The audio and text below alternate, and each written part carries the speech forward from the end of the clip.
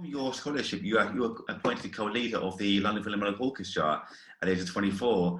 I mean, what was your initial feeling when you were appointed co-leader at such a young age? Were you nervous? Were you excited? Did you feel immense pressure at such a young age? How did you feel at the time?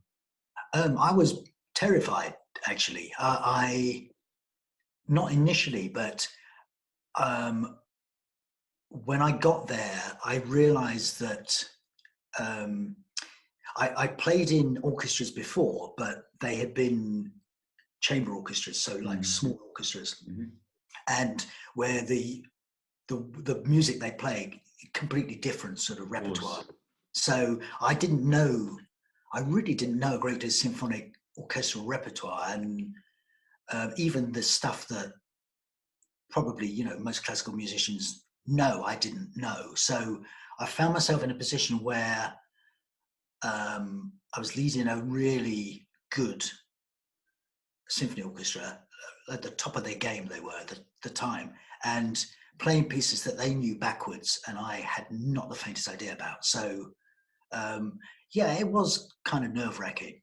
And also the amount of work that they did, that was quite daunting as well. They would work for like 6-7 weeks without a day off. Wow.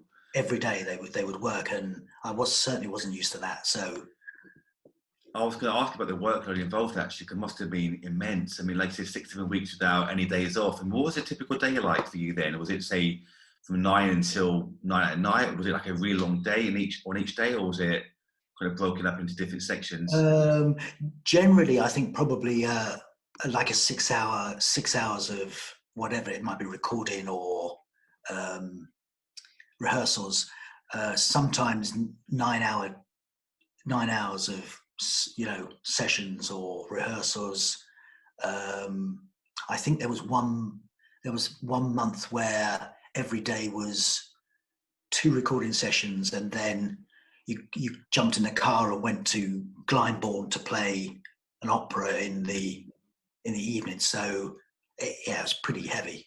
I can imagine. How did you deal with the kind of the physicality of it as well? Because you must have had like maybe hand problems from playing so much, or even mentally dealing with the whole thing. How did you deal with both the physical and the mental side of things with that such a high workload? I would say not particularly well. I did it for like that for about 1.5 years, and then realized that first of all I was getting really tired, and secondly that my playing was going off. And I thought, I can't carry on doing this. So I kind of negotiated with them that I would do less work, which they weren't particularly happy about, but they went along with.